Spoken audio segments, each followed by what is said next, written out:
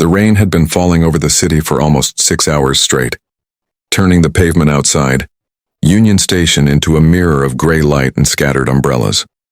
Naomi Hart stood just inside the entrance, her canvas bag slung over one shoulder, checking the departure, bored for the third time as if the numbers might change out of sheer impatience. She had exactly 11 minutes before her train, and she intended to use every single one of them productively, which was why she nearly missed the elderly woman collapsing near the ticket kiosks. It happened fast in a soft cry, a cane clattering against tile, a scatter of dropped grocery bags rolling oranges across the wet floor. Naomi didn't think. She simply moved, her instincts sharpened by years of working as an ER nurse, kneeling beside the woman before anyone else had even registered what happened. "Ma'am, can you hear me? I need you to squeeze my hand if you can." The woman groaned, disoriented, clutching her chest. A small crowd began to gather, phones raised more in curiosity than help. Naomi barely noticed any of it. She was already checking pulse, breathing, assessing symptoms, with the calm precision of someone who had done this 100 times in a hospital hallway. Except this time there was no hospital, no equipment, nothing but her own two hands, and the sound of rain hammering against the station's glass ceiling. That was when she turned, desperate, scanning the crowd for someone, anyone who looked steady enough to help. Her eyes landed on a man standing near the pillar a few feet away. Tall, quiet, dressed simply in dark jeans and a plain white button-up, a leather portfolio case tucked under one arm, watching the scene unfold with an expression of contained concern rather than detached curiosity. "You," Naomi said, already unslinging her canvas bag from her shoulder and thrusting it toward him.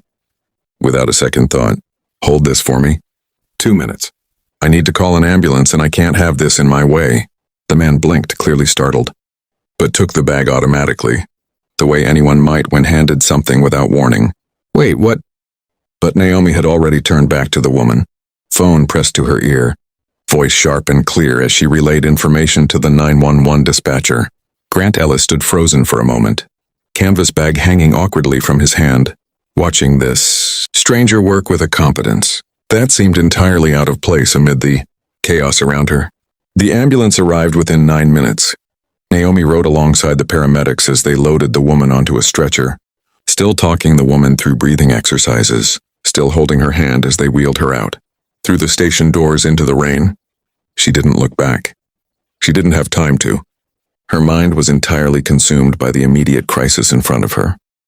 The woman's frightened eyes, the numbers on the portable monitor, the fear that maybe this time she wouldn't get there fast enough. It wasn't until the ambulance, doors closed and the vehicle pulled away that she realized, with a jolt of dawning horror, that she had left her bag, her entire bag, with her wallet, her train ticket, her apartment keys, and the one photograph she carried everywhere of her mother, in the hands of a complete stranger she couldn't even properly describe beyond tall and wearing white. Grant stood in the station for nearly 20 minutes after the ambulance left, canvas bag still in his hands, waiting. He wasn't entirely sure why. Perhaps it was simple decency, and you don't just walk away holding a stranger's belongings. Or perhaps it was something about the way she'd looked at him in that split second before handing over the bag, trusting a total stranger with something that clearly meant something, without hesitation, without doubt. When she didn't return after 20 minutes, then 30, he finally opened the bag, not out of curiosity but necessity, searching for some form of identification that might tell him how to return it.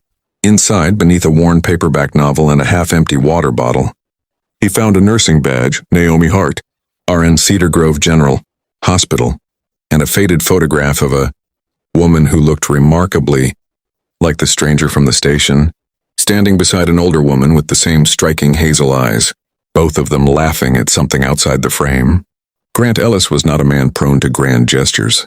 At 34, he had built a quiet, methodical life as an architect in the city, specializing in restoration projects for historic buildings, a profession that suited his careful, deliberate nature. He had been engaged once, years ago, to a woman named Claire, who left 2 weeks before their wedding with a note that said simply, "I need a life bigger than the one you're building." Since then, he had kept people at a comfortable distance, poured his energy into blueprints and old buildings instead of relationships that could disappear as easily as they arrived. But something about the bag, sitting on his kitchen counter, that night bothered him. Not the inconvenience of it, but the thought of a woman who had clearly given up her evening, her train, possibly her entire schedule, to help a stranger without a second thought, and who now had no keys, no wallet, nothing to get home with. He drove to Cedar Grove General Hospital the next morning before his first job site meeting, canvas bag in hand, and asked the front desk if a Naomi Hart worked there.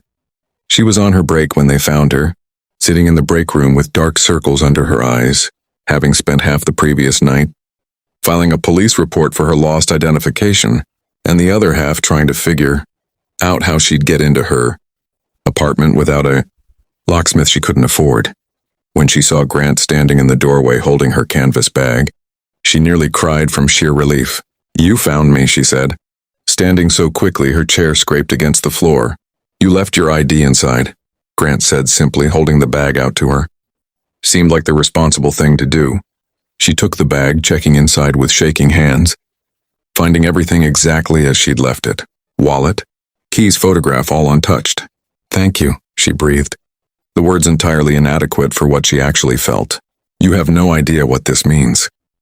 My mother's photograph was in there. It's the only one I have of her from before she got sick." Something in her voice, a rawness she hadn't intended to reveal, made Grant pause. "Is she all right? Your mother?" Naomi's expression shifted, the exhaustion in her eyes deepening into something older and heavier. "She passed away 2 years ago. Early onset Alzheimer's. That photograph was taken about 6 months before she stopped recognizing me." She said it plainly, the way people learn to say devastating things after they've said them enough times.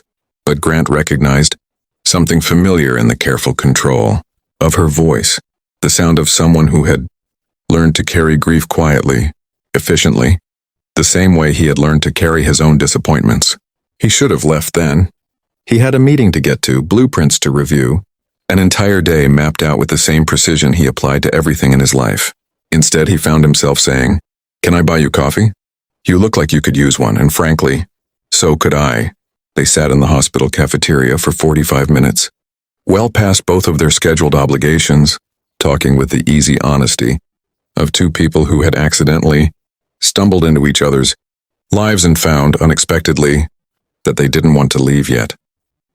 Naomi told him about choosing nursing after watching her mother's decline, about the particular exhaustion of caring for strangers in crisis every single day while quietly carrying her own losses beneath the surface. Grant told her hesitantly about Claire, about the note, about how he'd spent the last 3 years rebuilding old buildings because it felt safer than rebuilding anything in his own life. Neither of them planned what happened over the following weeks.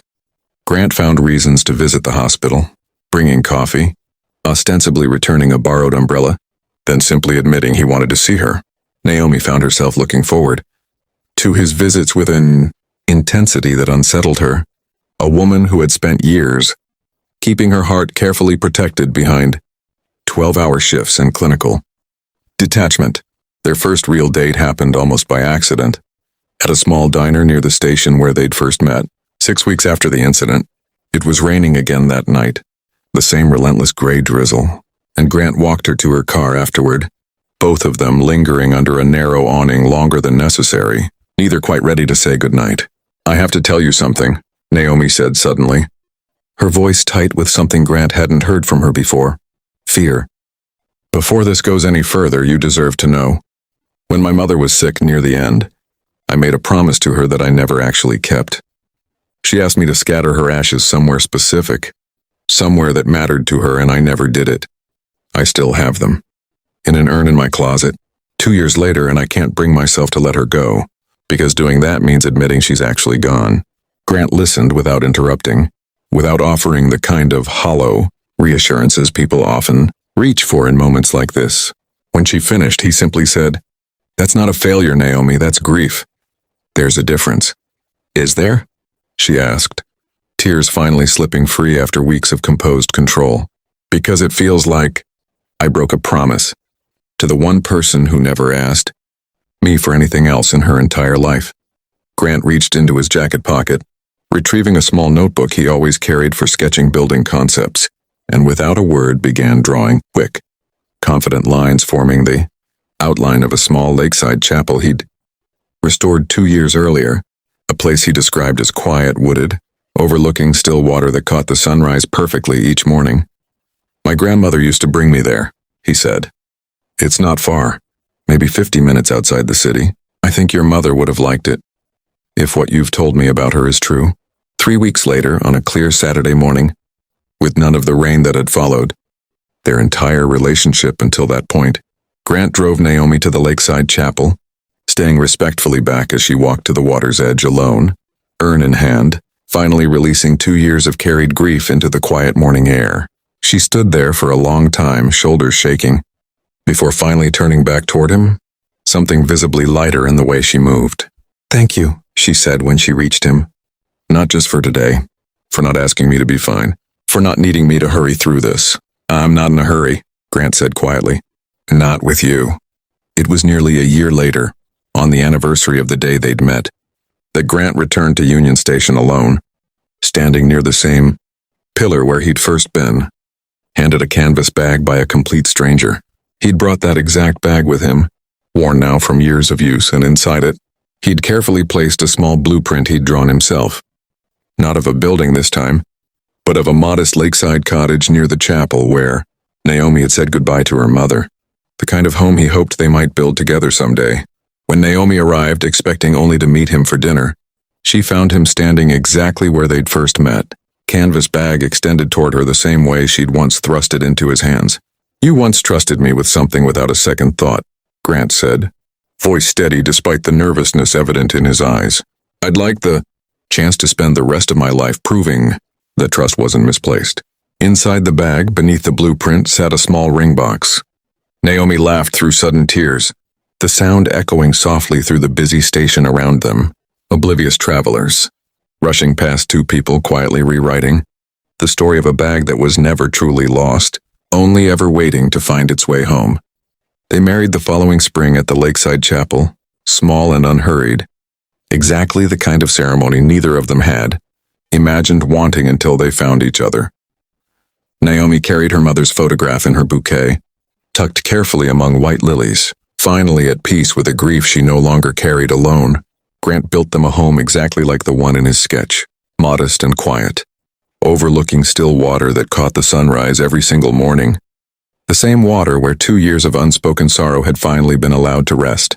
Years later, when people asked how they'd met, Naomi would always laugh and tell the story of, asking a complete stranger to hold her bag for just 2 minutes, and how somehow he'd ended up holding on to so much more than that, patiently, quietly, for the rest of both their lives.